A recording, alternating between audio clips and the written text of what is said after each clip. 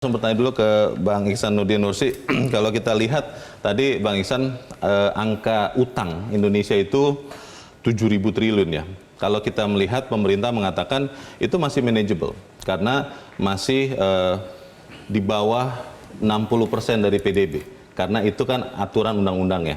Kalau Anda lihat sebetulnya utang yang bertambah sekitar 5.200 triliun itu selama masa pemerintahan Joko Widodo hampir 2 periode ini, itu peruntukannya sebagian besar untuk apa, Bang? Apakah memang infrastruktur, jalan tol, jembatan, bandara, listrik, atau seperti apa? Data sejak Joko Widodo berkuasa sampai dengan hari ini,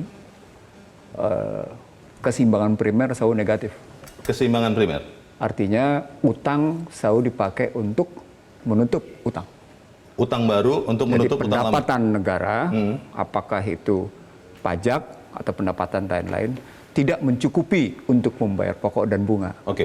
Karena itu dibutuhkan tambahan utang. Negatifnya itu juga nampak dari ketidakmampuan meningkatkan tax ratio. Jadi artinya di satu sisi kita butuh belanja terus meningkat, tapi di sisi lain peningkatan pendapatan juga tidak terlampau bagus. Nah, itu kalau dilihat dari debt to GDP. Yang angkanya sekarang 29,29. Masih di bawah ketentuan maksimal undang-undang. Tapi ini nggak fair angkanya. Oh, kenapa, Bang? Karena angka PDB-nya kan konten I-nya, konten investasinya, tidak sepenuhnya konten investasi milik dalam. Juga banyak luar. Satu, yang kedua, konten X minus M-nya juga kan tidak sepenuhnya ada di dalam, juga keluar. Ekspor kurang impor itu? Iya. BI menyebut hasil ekspor tidak sepenuhnya masuk. Makanya dibilang devisa hasil ekspor harus masuk ke sini? Harus masuk. Nah, itu menggambarkan bahwa angka PDB, jadi kalau kita bilang debt to PDB 29,29 sampai dengan 30,13%, itu bukan angka pasti, tapi angka semu.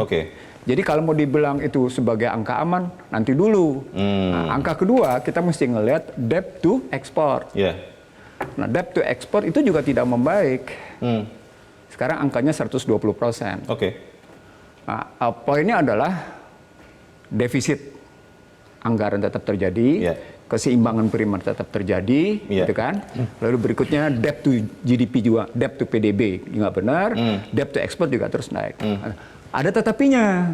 Tetapinya cadangan devisa yang dimiliki sekarang 137,7 miliar. Nah, dalam hitungan cadangan devisa 137,7 miliar, mereka bilang ini kita masih mampu membiayai utang, bayar utang dan ekspor selama 6 bulan. Impor ya? Impor. Buat saya bukan itu. Buat saya adalah sekarang apakah utang yang kita punya, itu bisa dikontrakkan dengan aset apa enggak? Kalau kita punya liabilities, kita punya utang, kontraknya kan aset. Dan asetnya bukan aset dalam negeri dong. Asetnya aset luar negeri. Kenapa mesti begitu? Karena komponen utang kita dalam mata uang US dollar 66,9%. Artinya mestinya kita punya tagihan juga keluarnya besar seperti itu mestinya gitu ngelihat. Jelajahi cara baru mendapatkan informasi. Download Metro TV Extend sekarang.